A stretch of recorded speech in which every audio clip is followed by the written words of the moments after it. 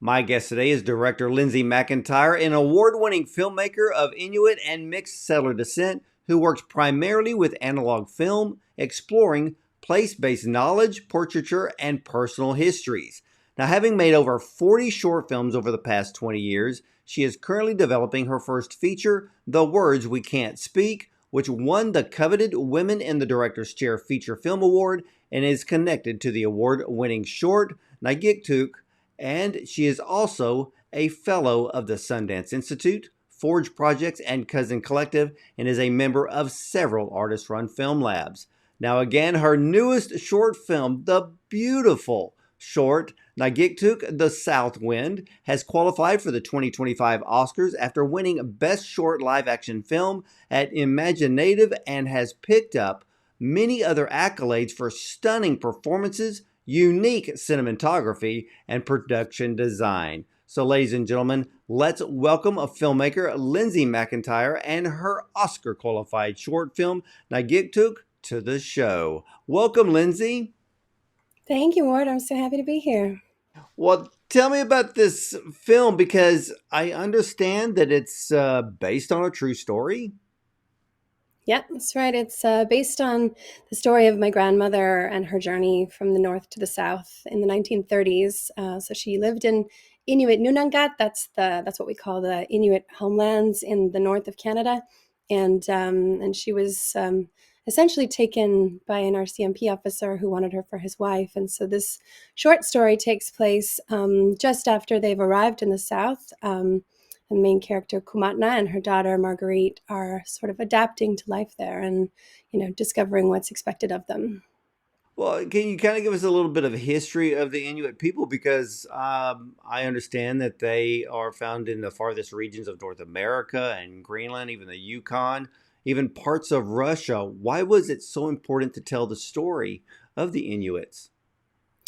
I think that, we know about the big uglies, we know about residential schools and the 60s scoop and things like that, but we don't know a lot about the early days of Arctic interest. And it's a period of time that was actually really important in terms of the forming of at least Canada and other countries. And I think that kind of exploring what things were like from an Inuit perspective was something that hadn't really been done all that much before. Although there are some incredible filmmakers who've delved into this. Zacharias Kunuk is one for sure.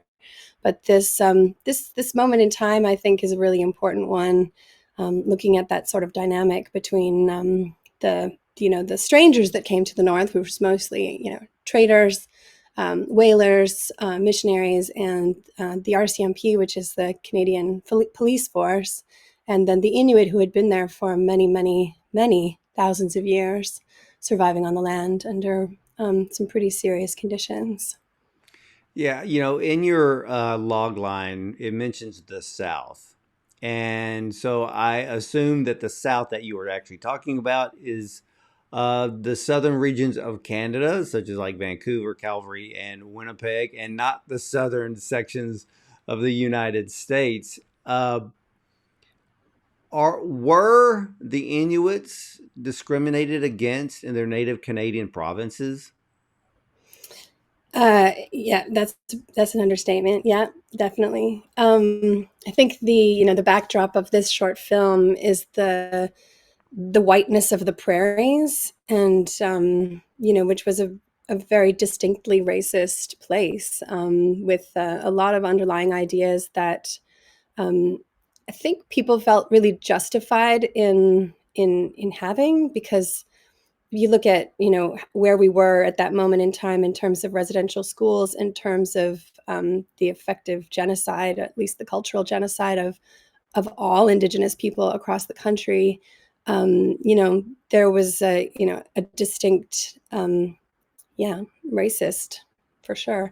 And when I say South, yeah, it's kind of funny because you're probably thinking, wow, that's really far north. But it's really, I don't know that Kumatna, who's the main character, would have distinguished one South from another South. It's all South in comparison to the Arctic, right? So yeah, it was southern Canada where primarily folks were white and had come from European backgrounds, and they had very distinct impressions of Indigenous people. And then when Kumatna and her family kind of came down to the south, which was Edmonton, still pretty far north, there was a whole other kind of racism because there were no other Inuit around.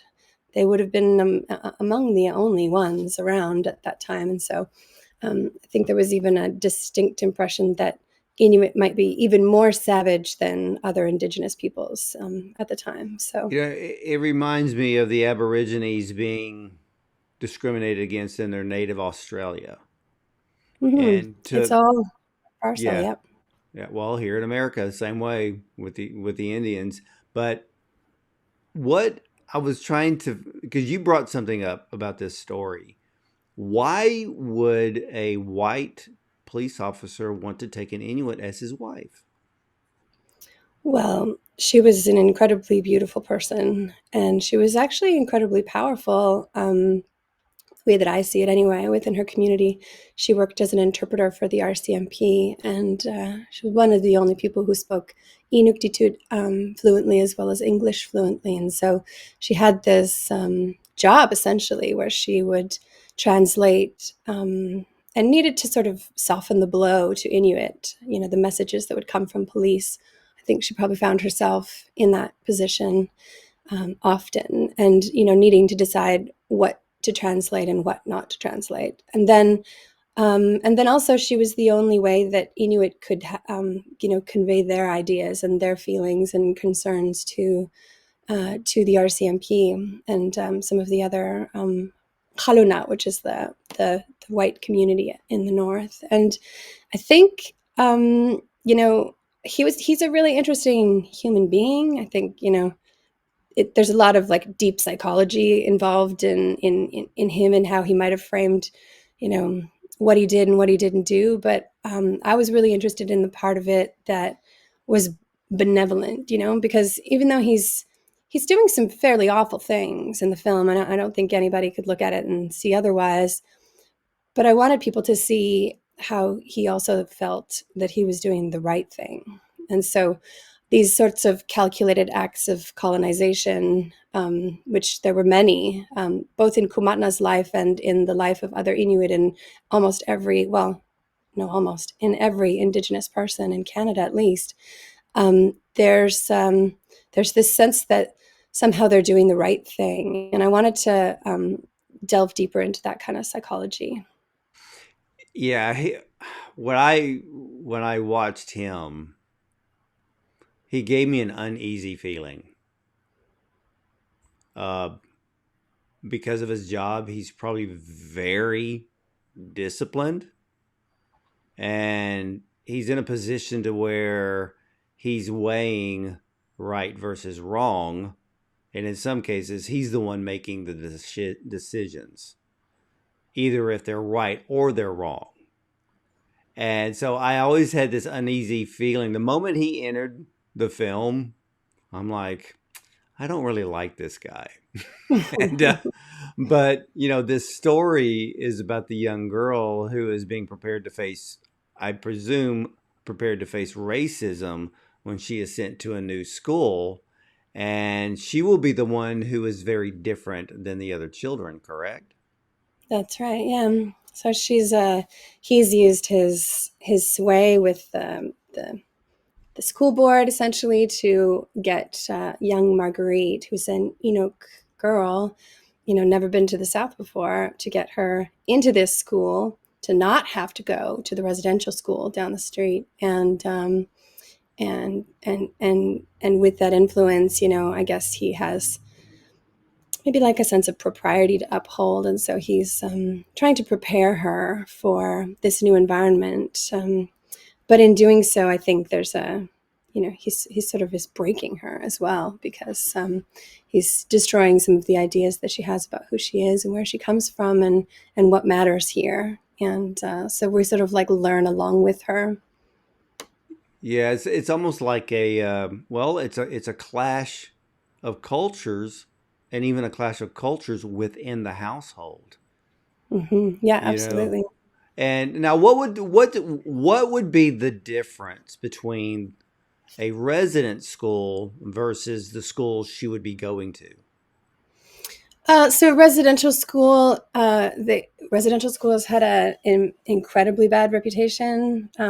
They would often not be very well fed. The students, they were um, uh, beaten and abused in many ways. They have their hair cut short. They were not allowed to speak their language or speak of their cultures or communities. They were cut off from their families for years at a time. Children were usually taken from their families, sometimes quite violently, when they were 5 or 6 years old, and then not brought back until they were 16. Um, I mean, this wouldn't have been known at the time, but in the residential schools, the Canadian government actually did testing on those students. Like we've got the Canada Food Guide now, which we know lots of the things on that food guide because uh, experiments were done on Indigenous children in residential schools. Like, for example, what happens when you don't feed them this nutrient for this length of time? And then, there were a whole host of really horrible things that happened. But the goal was, I'm sure you've heard the term, to kill the Indian in the child, and the idea that you save the child, but you kill any and every connection to their culture to ensure that it cannot continue. And that was the goal. That was one of many pieces of the picture of assimilation and cultural genocide for Indigenous people in Canada. And so it's those stories are known well, and in my short, it's just touched upon. They mention Poundmaker, which is an Indian residential school, and what it would have meant for Kumatna is that her daughter would have been taken away and she wouldn't see her again, and she wanted to avoid that. So even though there'll be hard times and racism and all kinds of other difficulties, the life of attending of what would essentially then have been a public school is a big win, because she gets to hold on to her daughter. Her daughter would come home for school every night. The idea was literally with the residential schools, take the children as far away from their community as possible. So it's not like the parents can come and see them through the schoolyard fence or anything. It's like a complete removal, and it was as violent and hurtful as possible. So that's what she would have been avoiding. Well, so were these residential schools, were they run by the Canadian government, or were they run by the church? They were run by the churches. Every church almost that you can name or think of ran at least one, and there were hundreds of them across the country. The last one closed in 1997. So this is not like a distant history. And they were funded by the Canadian government. They were underfunded by the Canadian government, but that's part of the system, right? Is they didn't have enough money. If they did, though, would they have spent it on the children? I don't know. Then correct me if I'm wrong. Wasn't there a Canadian scandal over that a few years ago? Yeah, there have been so many. I mean, thousands and thousands of children have been um, physically and sexually abused inside of those schools, and the mental anguish and the intergenerational trauma that lives on because of those is immense and ongoing. It is, yeah, it's one of the biggest, ugliest pieces of Canada's history, and we have such a great reputation as this friendly, kind place, but really we're world leaders in genocide. So there's a lot of things to look at there. And yeah, there was what we had here was a government initiative that was called for a long time and finally ran, and was in good hands. The Honorable Senator Murray Sinclair was the commissioner for this. It was called the Truth and Reconciliation Commission, and that wrapped up in 2015 with 94 calls to action, and those calls to action named institutions, universities, different segments of government, and really said, this is what we have to do to just begin to get on the right track. And so I suppose people think of Canada in a state of reconciliation, but there's a whole other component to that, which is the truth. And I think that the truth got, a little bit of airtime, but maybe not enough. And so there's still stories to tell. And ultimately, Nagiktuk is a little tiny part of that story. It's, not as directly related to the residential school system, but there are other components that are absolutely the same thing. Well, I'm glad you broke that down for me, and that just makes the backstory of this film that much more compelling and powerful. But tell me about the letter in the film. The letter was sent. It shows that the harsh winters are hard on the Inuits or anyone living in those far northern territories. Anywhere from finding provision because they're all hunters and gatherers. It must have been one of the reasons why many of them migrated south for survival or even education. Would that be correct? Uh, Maybe. I mean, I think that was life, and there are incredibly beautiful, wonderful things about that life. But certainly, when some of the diseases came up from the south, and tuberculosis was a really, really terrible problem up there, other diseases that were brought by whalers or trappers or traders could decimate a whole community. And there were times when the caribou didn't come, so so they didn't have animals to follow. It was a hard life for sure.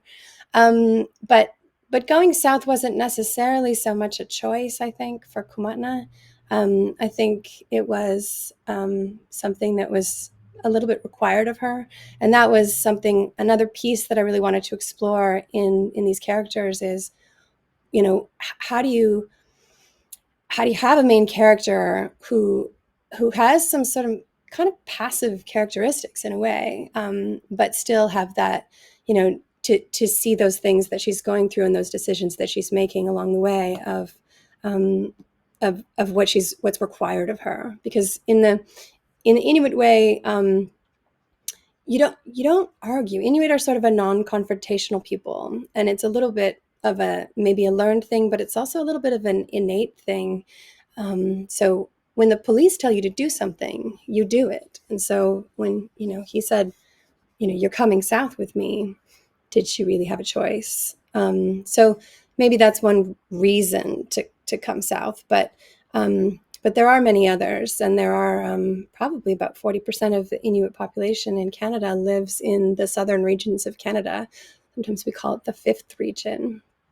So, Well, um, I loved the I guess I would call it the niceness of the postman. yeah. I really liked him, because he was just delivering the mail. He was making small talk with a young girl. He had this very kind demeanor, and of course he shows up in the film before the husband does, and it's a very stark contrast between the two.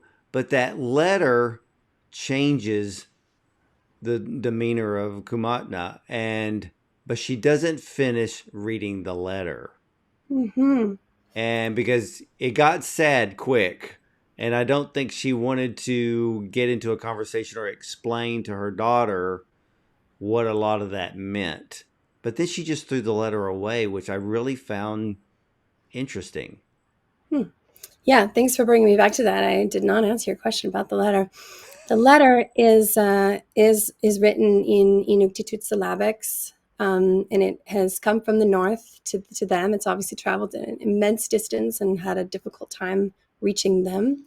It's from Marguerite's older sister Daisy, and so she had other siblings in the north, and one of them, her sister Daisy, um, had a baby, and so the letter was a missive from the north, kind of an update of everything that's happening. Talks a little bit about, their father having a hunting accident and hurting himself. But yeah, Kumatna is, she knows that, she's not allowed to do these things, speak Inuktitut or teach her daughter these things. She knows already that it's, maybe this sort of sense of propriety that it shouldn't be done. And so she's watching the clock and she's decided she still has time to do this. And there's nothing that, you saw Marguerite light up like that. There's nothing that she would love more than to hear the contents of that letter. And, um, and so they go through part of the letter, but yeah, Kumana is translating into English for Marguerite in the beginning, and then we hear Marguerite say Inuktunga, which is tell me in Inuktitut, like I want to hear it in Inuktitut, and so she switches, and she discovers some fairly painful information within that, and is trying to protect her daughter. So she's trying to, protect her daughter from things that might hurt her. But yeah, and then Well, and then even on the emotional side, Kumatna, she, in my mind, she was thinking, if I was there, I could have helped my sister. I could help my father because she still has that strong family connection. The letter took 3 weeks to arrive. So it shows that during that time, how far south she really is. But yeah, but in her heart, she really wanted to be there. And like you said, she's looking at the clock because he's coming home. She really would rather tell Marguerite or read the letter in their native language. But so then that goes back to what you said earlier. Even the husband, he wants Marguerite to go to the public school, which is a plus and a win, like you said. But he still has the mentality of as a residential school of removing the Inuit out of her. yeah, yeah. That sums up part of it. But I think you can also hear even in the demeanor of the postman, and I knew you would like him. He's Yeah. he's pretty fun. But he's, even the things that he says, couldn't understand these strange symbols. And, that letter sat there for 3 weeks because they couldn't read the address. It probably took months to get there in reality. It took them months to get down to the south. They traveled by dog team about 1,800 miles and never went back. So it was a journey. And they had just kind of wrapped up that journey. And now here they were in this community in the south and trying to kind of just adjust. And so one of the very first things we see is Marguerite, really, she sees running water for the first time, and it's pumped well water, right? But she's like, look, it's like the river. These things are all pretty new still, and this letter took a long time to get there. And even in he's kind and he's nice, the postman, but he still has some of those same underlying conditions. Like when he tells her she's all cleaned up, and isn't she lucky for that? And there's some of that same racism underlying all of his sweet demeanor as well, right? Yeah, and and I think a lot of people don't notice that in normal conversation. He feels that he's just being nice and kind, but the words, the underlying meaning, there is a racist tone there. But a lot of people, it'll just go over their head. But it's true, and it's almost like we really need, when we watch this film, we need to take lessons from the dialogue and look at our own self and go, am I doing that? Am I doing that to somebody even though I think I'm being kind and nice, but in reality I'm possibly showing a racist tone? So this film is so powerful, Lindsay. And one of the things that did catch my eye was your casting. Tell Hmm. me how you casted this film and to even implement the language of the Inuits. Yeah, so the film, is based on a true story. It's based on a true story that Marguerite told me as an older woman. So Marguerite's the little girl in the film, but When she told me the story about the letter arriving and her sister Daisy losing a baby, um, and even, Kumatna throwing away the letter when he came into the room, that's all recorded in another film called Her Silent Life, and it's a documentary, so you can hear Marguerite telling this story, actually. But she was in her 70s at the time, and I think, in an effort to honor her story, because for me, as a person who's made, many short films, a lot of them are documentary, a lot of them are experimental. It took a lot for me to decide to turn truth into fiction. And I had a hard time with it. And I wasn't quite sure how to approach it. And I had some advice from a really incredible stolen knowledge keeper who passed away a couple years ago, Lee Miracle. And I asked her, how do you do this? How do you turn truth into fiction? How do you do that honorably? And she said, the greatest truths can be found in fiction. And so that really resonated with me. And I took that phrase and I really thought about it. And I thought, she's right. But, you do have to fictionalize stories to a certain extent. You can't turn a life into film. And so I'm really grappling with that with the feature film, which is called The Words We Can't Speak. And it's in kind of advanced development right now. But it's still based on a true story. And so what I wanted to do with this short is to honor her and her story as best I could. And so instead of casting and seeking actors, Inuit or Indigenous actors to play these roles, I reached out to community. I reached out to family and to friends. Inuit, some living in Vancouver, some other places, and sort of just did a call out for people who wanted to help me tell Marguerite's true story, and with knowing a little bit about the story. And my lead performer, Brenda Amaklak Putulik, who is absolutely incredible, both as a human being and as a performer, was one of the people who came forward for that. And so we didn't actually cast. We had a conversation, and the story resonated with her, and she understood why it was important to tell it. And so then we were just looking for a little girl who spoke the same dialect as Brenda, and Naomi Natsek, who was absolutely incredible. She was 9 years old at the time, and she spoke the same dialect as her auntie Brenda, and so Naomi, her mother Louisa, and Brenda came down from their respective communities in Nunavut, and they came down to the Edmonton region, which is where the story originally took place. And we shot this film over 3 days. And it was a really beautiful experience because we came to it with the sense of honoring this story. So it wasn't, what's the best way to do this? What's the cheapest way to do this? What's the fastest way to do this? Some of the things that you're often thinking about in production.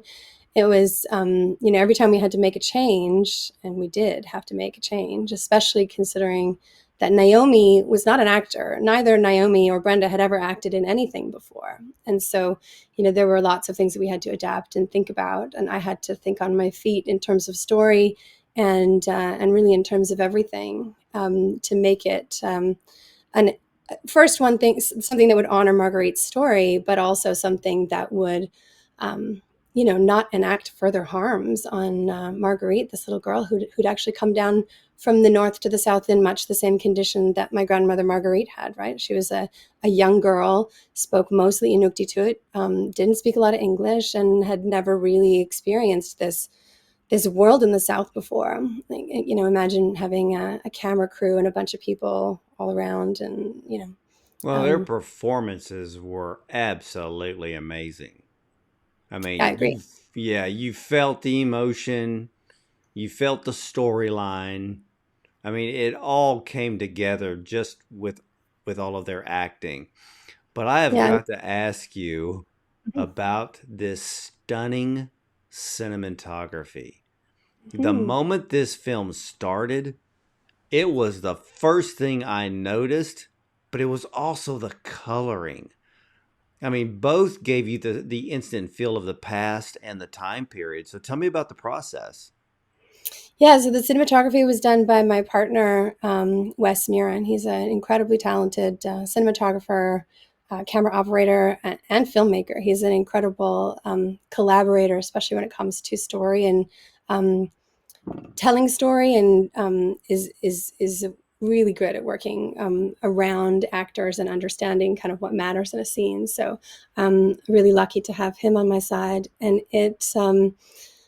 every shot in that film is shot through broken glass filters, and that was something that he brought to the table to really kind of give it a different feel. But it's actually something that I used to do as well. In some of my films, I would shoot through broken glass or melted plastic to sort of wreck the focal attention of the lens a little bit. And so Wes did the color, he did the cinematography, and really did an incredible job of capturing that world and maybe the differences between the world on the inside and the world on the outside, where Kumatna and Marguerite are a little bit more free feeling. Yeah. Yeah, I mean visually, this is an absolutely stunning, beautiful film. And even with, like you said, the camera techniques and the way that you filmed it, it just highlighted it brought the story forward in a very, very big way. I mean, even inside the house or the cabin, I mean, the use of the a lot of it's natural light, from what I could tell. I think they had electricity, if I remember correctly. I think there was a lamp that was turned on, uh, so there was a little bit modernization back in Mhm. the late 1930s. But the coloring, the cinematography, again captured the time period to an absolute T in this film. Now I have to ask too, because something else not just caught my eye, it caught my ear. The music score in this film is very serious in tone and emphasizes the importance of a cultural shift of the Inuit people, correct? Yeah, the music was made by a really talented composer named Brett Parenteau, and I've had friends that have worked with him in the past and just loved what he did. He did the soundtrack for a film called Saint Anne by Rain Vermette. If you've ever seen that, it's unbelievable. And part of the reason is because he does such a great job of capturing emotion and really understanding kind of what's at stake in a scene without necessarily without hitting you over the head with it. And I loved the work that he did with that, with music, and sometimes it's drones and tones, and working with all kinds of different things that are helping to evoke the state of the characters and their emotions, um, but doesn't go into a really musical or lyrical sort of direction. And I really loved that. But I think it was a real sort of group effort that that those things kind of worked with the cinematography and the production design, and that all of those things kind of came together to really try to make this world feel real. And for us, it really kind of was real, right? A lot of the props and the objects that the characters are using are actually Kumatna's original things. The police RCMP books that he's carrying, he drops on the table. Those are the real books that he had in the 1930s. And the sweater that Kumatna's wearing was Kumatna's sweater. The shoes were Kumatna's shoes. The glasses, the apron, all of those things. They're things that I still have from my family, and it was just wanting to make it as authentic as we possibly could. So I think everybody put a lot of work into all of those components of it to really build the world and give it a feel unlike any other. Well, details matter, and details matter in short films. And I love hearing the backstories, even down to the props that make everything so authentic in each and every film. For you, what has the audience's reactions been to your film at the film festivals? Well, it's been doing really well. It's screened it actually. I think it might have screened in about 12 cities last weekend. Um, it's picked up a few awards along the way. I think people have been surprised by this focus on Inuit in the South and this journey and the sort of the subtleties of of this experience. People really seem to resonate with those that benevolence, that idea that he doesn't really see that he's doing something wrong. And people have really resonated, I have to say, across the board with the incredible performances of Naomi Natzek, the little girl, but especially Brenda Amaklak Putalek, who really blew my mind in every way. In a lot of those scenes, I am sitting in place. Me personally, I'm sitting in place of the little girl. So when she tells that story, she's telling it to me, and she wanted me to be there because she saw me as the embodiment of my grandmother Marguerite, and she felt like she really could um, be telling that story to Marguerite because I was there, and I was Marguerite, and so there were pieces like that I think contributed to those performances. That the letter, we only ever shot that once. It was one take, and it was we didn't need anything more than we got on the very first take. So some of Wow. those things. So, yeah, again, it's a beautiful film. So, how does it feel to be Oscar qualified? Well, that's lovely. I don't have too many aspirations about it much, but it's a really interesting system, and it's a real honor to be included. It's an incredible honor to have been chosen as best short live action at the Imaginative Film Festival last year, which is a fantastic film festival that I've been attending and following for many many years. It's incredible programming, incredible group of people. So, I mean, I think that's a huge honor. Where it goes from here, I'm pretty excited about what we created, and I'm really excited about what we're going to be creating in the future. The words we can't speak, and I think this all goes to help support some of that, to help support more storytelling that really matters. I love that. So, when you get the feature done, I would love to see it, and then you can come back and we can talk about the feature film. Absolutely, be happy to. Fantastic. Ladies and gentlemen, in 1938, having left her Nunavut home with her mother, Kumatna, young Marguerite must come to terms with her new life in the South and the unstated responsibilities that await her. When an extraordinary letter arrives from home, Marguerite discovers what's really expected of her. Based on the director's grandmother's story, Lindsay McIntyre's phenomenal film explores the historic tribulations suffered by one Inuit family and the lives they subsequently lead. Now, this film and its story is one of determination and resilience, and this film is dramatic in tone and in story. The cinematography, the coloring, and the music score synergistically dance together along with the dialogue that shows the audience that life isn't easy because you were different. Just like in America, our native brothers and sisters had to endure hardship from people who came from a far distant land and took it all away. But in this film, Lindsay McIntyre shows us that not much has changed since 1938, and this film is a reminder that as nations become more culturally diverse, at the end of the day, all everybody wants is a better life, a better education, and a better opportunity.